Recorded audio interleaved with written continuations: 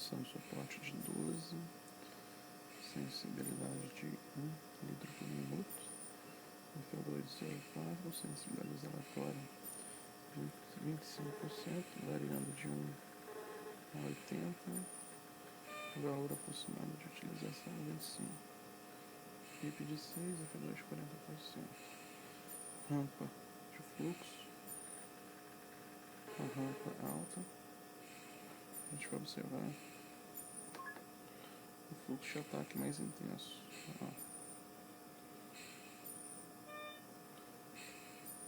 O tempo início tende a importar uma rampa reduzida, em torno de 50%. A gente vai observar mudança no padrão do fluxo. O fluxo mais suave, menos agressivo, que alteram bem o padrão respiratório do paciente. Vou deixar um pouco alto, em torno de 65. O paciente tem um pouco de taquipneico, para ver se de repente pode ser um déficit de fluxo. A gente pode estar rodando o modo ventilatório, do tipo invasiva, espontânea. A gente dentro do espontâneo, a gente tem a mesma pressão de suporte. Esse modo que é a compensação automática de tubo.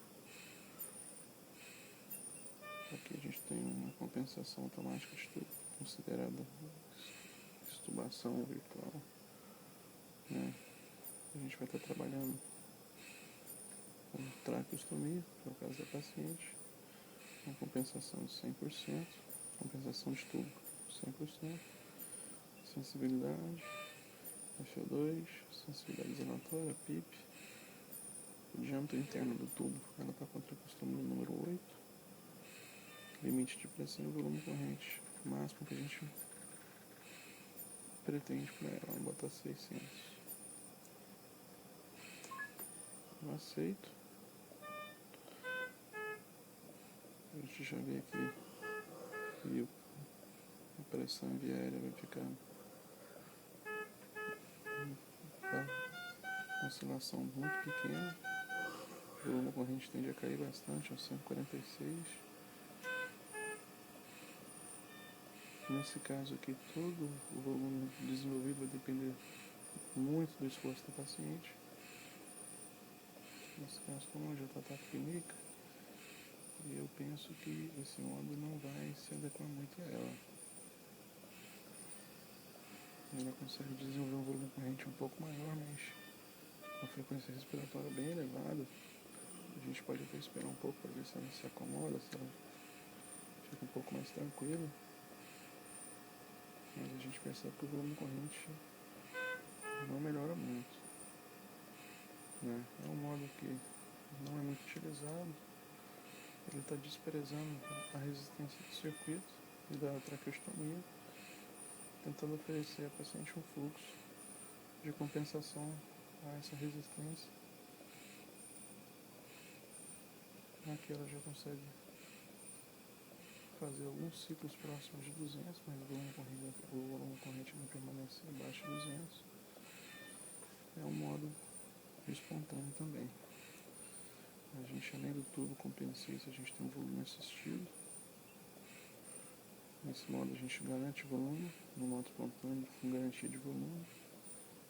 Volume alvo de 470, vamos botar um pouco abaixo, 400, né? Sensibilidade, FO2, sensibilidade exalatória, PIP, pressão máxima, volume corrente máximo que a gente pretende. Nesse caso, os modos ciclos são deflagrados por esforço da paciente. O ventilador vai ofertar um fluxo, uma onda desacelerada associado ao esforço muscular, de modo que seja contemplado o volume corrente alvo estabelecido, que nesse caso seria 400. A gente observa que a paciente, ela, no momento, tem um pouco de secreção via aérea.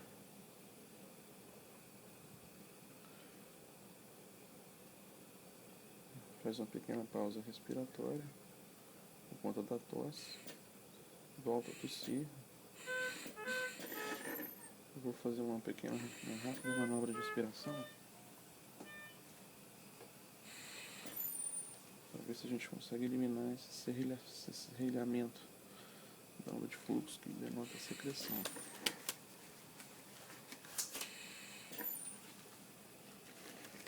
Vou fazer uma manobra de respiração rápida.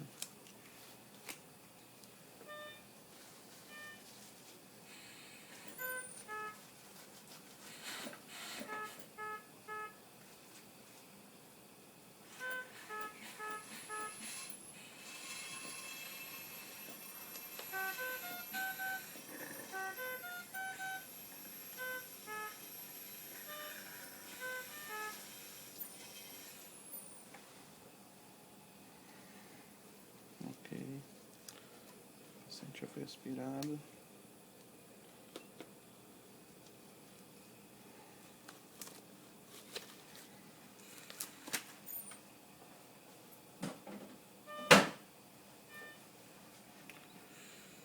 Após a aspiração, a gente observa a normalização do padrão do fluxo, né? Não está mais aquele gráfico todo serrilhado, todo batido. Vamos tentar outra modalidade ventilatória. Então a gente passou por PSV, a gente passou por compensação automática de tubo e agora a gente passou por modo volume assistido. Sendo que desses três, o que predomina na prática médica é o modo PSV. Amplamente utilizado nos serviços hospitalares para desmaio. Vou colocar agora o modo controlado.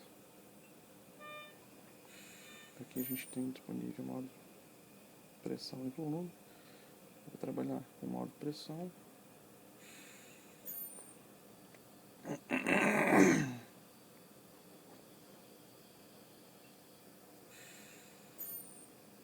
Modo acesso controlado. Pressão. Vou aceitar. Tá aqui, frequência 16, pressão expiratória de 12, tempo início 0,9 segundos. Isso aqui está fazendo uma relação de 1 para 3. Vou aumentar esse tempo início. Essa relação fica em 1 para 2. 1 para 2 está adequado, confirmo.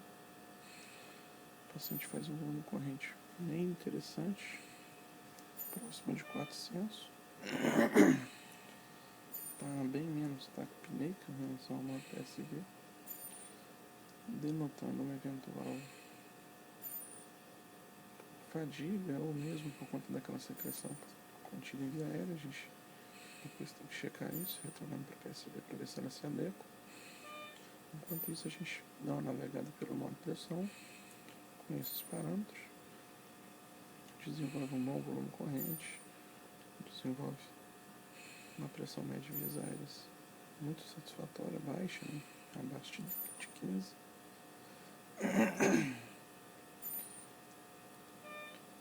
Pressão constante, fluxo livre, a característica desse modo, sem garantia de volume corrente variável.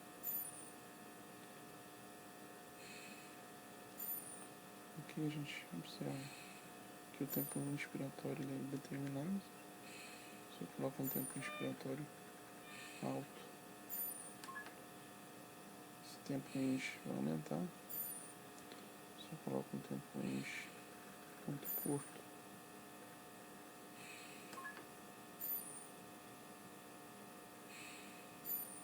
a gente vai perceber o estreitamento, né? Esse tempo range. Então a gente sempre trabalha com um tempo inspiratório em mínimo de 0,85, 0,90 milissegundos, até 1 segundo, 1 segundo e meio, contemplando a relação ease-ease e a necessidade do paciente no momento. Vamos trabalhar com outro modo controlado, outra modalidade acesso controlado, só que agora volume controlado. A gente vai estabelecer frequência, volume corrente, vou botar aqui 350, um fluxo, vamos botar um fluxo de 60 litros por minuto, uma rampa desacelerada, tem quadrado desacelerado, vou optar por desacelerado,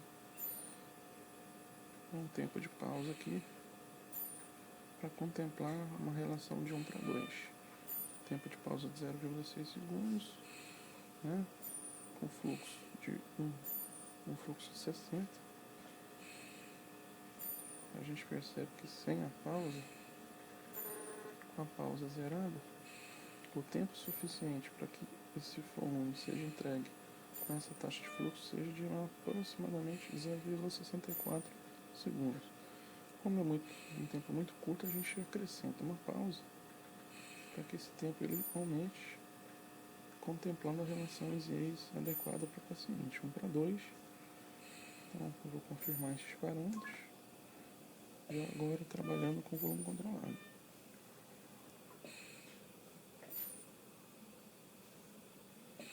Está aqui, volume corrente garantido, a pressão em vias aéreas, pressão máxima está em 20, essa pressão ela vai variar, como é característica desse módulo, garantindo volume e pressão variável. A gente já viu que estava em 20, foi para 24, agora está em 22, realmente varia bastante.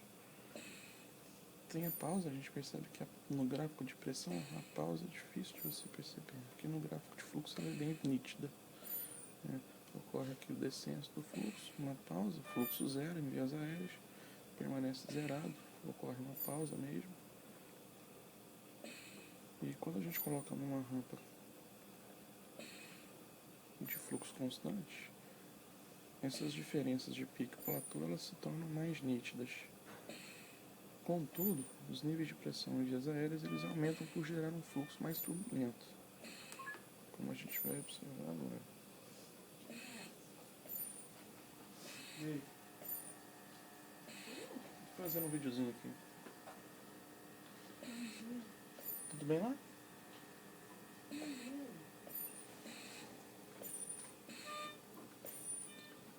Tudo calminho lá? Tá precisando mais de alguma coisa? Não. Você tá fazendo vermelho, alguma coisa? Não, na verdade, ele quando faz filhar, já tava no É? Não, eu cheguei, tá com 9 litros de oxigênio para mais preservar. Ixi.